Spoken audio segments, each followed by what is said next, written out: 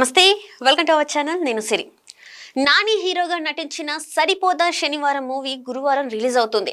ఈ మధ్య వచ్చిన ట్రైలర్ ఆ మూవీపై అంచనాలను విపరీతంగా పెంచేసింది.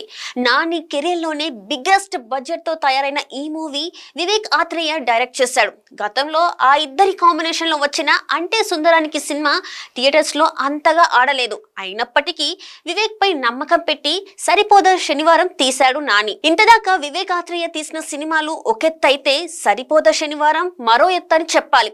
యాక్షన్ థ్రిల్లర్ గా దీన్ని అతను రూపొందించాడు. ఇటీవల ఈ సినిమా తమిళ్లో శివకార్తికేయన్ హిట్ మూవీ మా వీరన్ తరహాలో ఉంటుందంటూ ప్రచారం జరిగింది. అయితే మా వీరన్ స్టోరీకి సరిపోదా శనివారం స్టోరీకి సంబంధం లేదని, రెండింటి మధ్య పోలికలు చాలా తక్కువని తెలిసింది.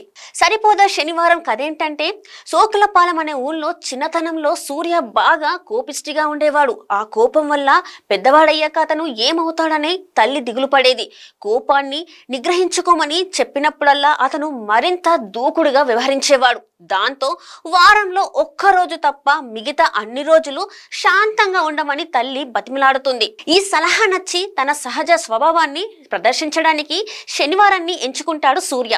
మరోవైపు జాలి, దయ అనేది ఏ మాత్రం లేకుండా సైకోలాగా ప్రవర్తించే ఇన్స్పెక్టర్ దయ సోకులపాలెం నుంచి ఎవరు స్టేషన్ కి వచ్చినా చావు బాధిస్తుంటాడు.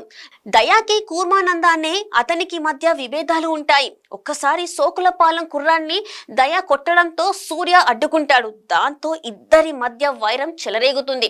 సోకులపాలెం ఊరిని నాశనం చేయాలనుకున్న దయ క్రూరత్వాన్ని సూర్య ఎలా అడ్డుకొని తన ఊరిని కాపాడుకున్నాడనేదే మిగతా కథ. సూర్య పాత్రలో నాని, దయ పాత్రలో ఎస్జే సూర్య నటించిన ఈ సినిమాలో కానిస్టేబుల్ చారులత అనే హీరోయిన్ రోల్ ని ప్రియాంక అరుల్ మోహన్ నటించింది.